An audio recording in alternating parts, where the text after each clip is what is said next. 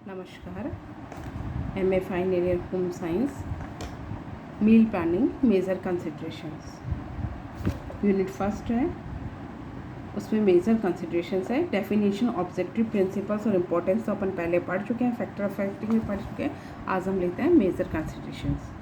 कोई भी पदार्थ जिसे जीव द्वारा खाया या पिया जाता है वो भोजन की श्रेणी में आता है। जीव द्वारा न सिर्फ जीवित रहने के लिए बल्कि स्वस्थ एवं सक्रिय जीवन जीने के लिए भोजन की आवश्यकता होती है। भोजन में अनेक पोषक तत्व होते हैं जो शरीर का विकास करते हैं, उसे स्वस्थ रखते हैं तथा शक्ति प्रदान करते हैं। नियोजन से तात्पर्य निर्धारित लक्ष्यों की प्राप्ति के लिए उपलब्ध वैकल्पिक नीतियों, विधियों और कार्यक्रमों में से सर्वश्रेष्ठ का चयन करना है।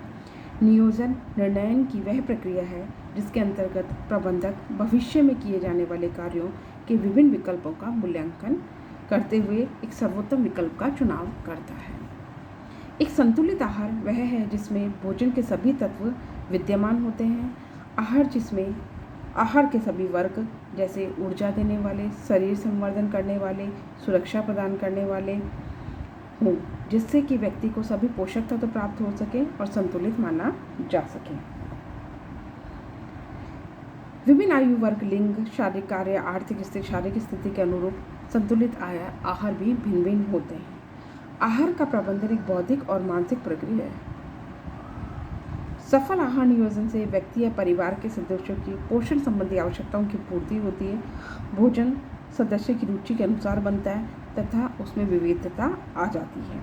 इससे खाद्य बजट के अनुरूप पौष्टिक तत्व का आयोजन हो सकता है। समय व शक्ति की भी बचत होती है मील प्लानिंग करने से। आहार नियोजन व्यक्ति के लिए हो सकता है जैसे किसी विशेष अवस्था में, दात्री अवस्था हो, गर्भावस्था अथवा एक उम्र के लिए व्यक्तियों के लिए, जैसे हॉस्टल में रहने वाले छात्र छात्राओं या परिवार के लिए। जब हम व्यक्ति के लिए आहार नियोजन करते हैं तो वह पारिवारिक आहार नियोजन कहलाता है। आहार नियोजन में मुख्य बिंदु होते हैं जो कि बहुत इंपॉर्टेंट होते हैं और जिनको ध्यान देना बहुत आवश्यक होता है। सबसे पहले आता है आयु। आयु के अनुसार आहार नियोजन करना चाहिए। शिशुअवस्था हो, बाल्यावस्था, किशोरावस्था, इन सभी में अधिक मात्रा में हमें पौष्टिक तत्वों की आवश्यकता होती है क्योंकि इस स्टेज के अंदर वृद्धि व विकास तेजी से होता है। उसके बाद वृद्धि की गति जो होती है थोड़ी धीमी पड़ जाती है और किशोरावस्था, प्रौढ़ावस्था ज़्यादा बिल्कुल मंद हो जाती है। इस बीच में दात्री अवस्था और गर्भावस्था आती है, उसमें वृद्धि की गति तेज हो जाती है क्योंकि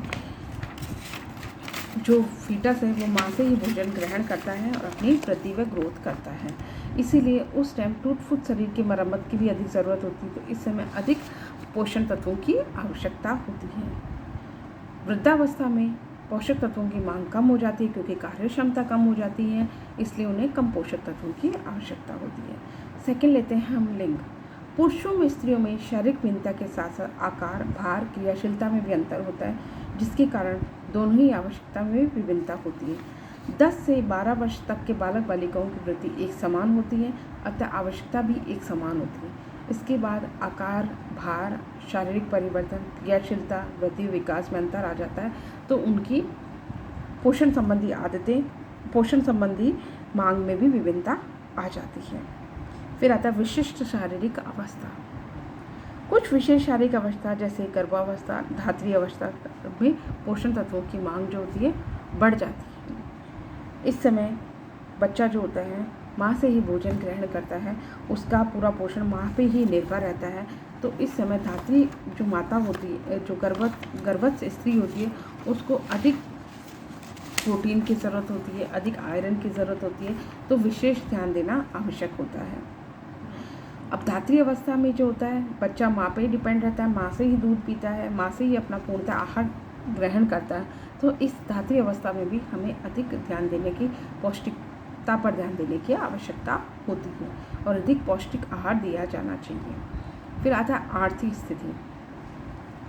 आय के अनुसार परिवारों को निम्न श्रेणी में बांटा गया है: उच्च आय वर्ग, निम्न आय वर्ग और मध्यम आय वर्ग। परिवार की आय वर्ग के अनुसार इनकी मासिक व वार्षिक आय होती है, इसी पर इनकी मील प्लानिंग निर्भर करती है। उच्च आय वर्ग तथा मध्य वर्गीय परिवारों की अपेक्षा निम्न परिवारों का आहार नियोजन कठिन होता है क्योंकि आय सीमित होती है, सीमित साधन होते हैं, तो उसी में खाद्य का बजट बनाना बहुत मुश्किल हो जाता है। भोज्य पदार्थों तथा उनमें उपस्थित पोषक तत्वों का ज्ञान होना आवश्यक होता है। इससे इनके अल्टरनेटिव्स का ज्ञान होना भी आवश्यक होना चाहिए।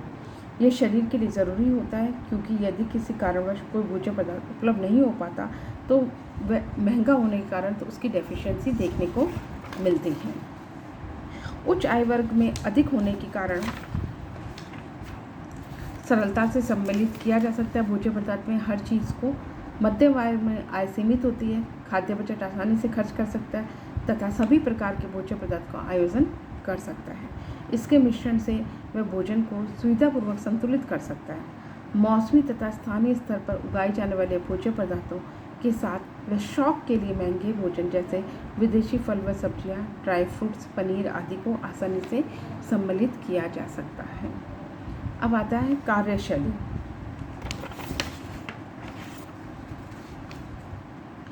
ऊर्जा कार्य करने की शक्ति है। इसकी अभिव्यक्ति एवं माप कैलोरी के रूप में किया जाता है। शरीर द्वारा ऊर्जा का उत्पादन और वह ऊर्जा आवश्यकता एवं भोजन का ऊर्जा मूल्य, ये सभी कैलोरी के रूप में अभिव्यक्त किए जाते हैं। यंत्र या इंजन की भांति शरीर भी कार्य संपादित करता है, जो वॉलेंट्री अथवा इनवॉलेंट्री हो सकता है। कार्य करने के लिए ऊर्जा के अतिरिक्त नींद की अवस्था भी विभिन्न अंगों में अपना कार्य सुचारू रूप से करने के लिए ऊर्जा की आवश्यकता होती है। नींव की तरह एक बार पुनः रिपीट करते हैं। कार्य करने के लिए ऊर्जा के अतिरिक्त नींव की अवस्था में भी विभिन्न अंगों को अपना कार्य सुचारू रूप से करने के लिए ऊर्जा की आवश्यकता होती है। कार्य के अनुसार व्यक्तियों को 3 श्रेणियों में बांटा गया है। पहला आता है सेडेंटरी वर्कर यानी साधारण श्रम करने वाला व्यक्ति, मॉडरेट वर्कर मध्यम श्रम करने वाला व्यक्ति और हैवी वर्कर अत्यधिक कार्य करने वाला व्यक्ति। इसी कार्य के अनुसार पोषण आवश्यकताओं में अंतर आ जाता है। अधिक श्रम करने वाले व्यक्तियों को अधिक पोषण की आवश्यकता होती है, कम श्रम करने वालों को कम पोषण की आवश्यकता होती है और मध्यम श्रम करने वाले व्यक्तियों को मध्यम भोजन की आवश्यकता होती है। ये तो हुआ आहारीय कंसिडरेशन। हमें किन किन बातों का मुख्य कारण होते हैं जो कि अफेक्ट करते हैं डाइट मील प्लानिंग को। अब आता है परिवार की इकाई क्या होती है। परिवार क्या होता है, एक इकाई होती है। आहार नियोजन करते समय सबसे जो इम्पोर्टेंट चीज़ आती है वो परिवार की इकाई यानी फैमिली यूनिट। आहार नियोजन करते समय यदि किसी एक व्यक्ति या उम्र विशेष के लिए नियोजन किया जा रहा है तो उस वर्ग विशेष की दैनिक आवश्यकता को ही ध्यान में रखा जाता है। किंतु जब हम परिवार की बात करते हैं तो परिवार के सभी सदस्यों की आयु, लिंग, शारीरिक आवश्यकता, आर्थिक आवश्यकता और कार्यशैली को ध्यान में रखकर ही हमें मील प्लानिंग या आहार नियोजन करना चाहिए।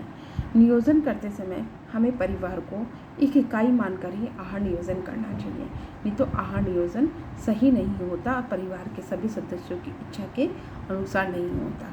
इसीलिए परिवार को एक इकाई कहा गया है, एक यूनिट कहा गया है, जिसके अंदर परिवार के सभी सदस्यों की पसंद नापसंद, सबकी आयु, लिंग, शारीरिक अवस्था, आर्थिक स्थिति व कार्यशैली को ध्यान में रखकर ही हम क्या करते हैं, मील प्लानिंग करते हैं।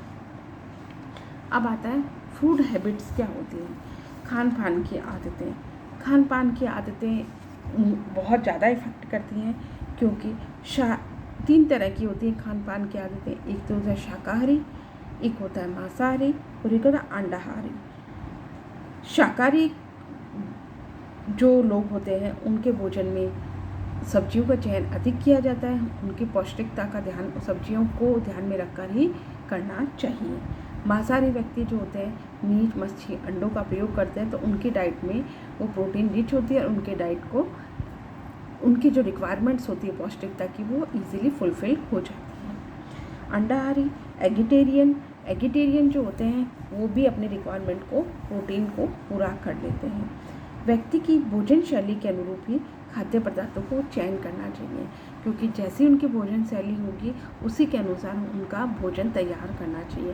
नहीं तो मील प्लानिंग जो होती है वह सही नहीं होती, करेक्ट नहीं होती और उसे हम सुचारू रूप से लागू नहीं कर सकते। तो एक गृहिणी जो होती है उसको अपने परिवार की मील प्लानिंग करते समय मुख्य बिंदुओं को ध्यान देना बहुत आवश्यक तो होता है, जिसमें सबसे इम्पोर्टेंट आता है परिवार के सदस्यों की आयु, परिवार के सदस्यों का लिंग, शारीरिक आवश्यकता, आर्थिक आवश्यकता और कार्यशैली और पारिवारिक इकाइयाँ और फूड हैबिट्स। इन सब चीज़ों का ध्यान में रखकर ही परिवार की जो गृहिणी होती है उसको परिवार के सदस्यों की मील प्लानिंग करनी चाहिए। ये तो हुआ मेजर मील प्लानिंग के मेजर कंसिडरेशन। आज का ये टॉपिक यहीं समाप्त होता है। अगली क्लास में अपन नया टॉपिक लेंगे। धन्यवाद।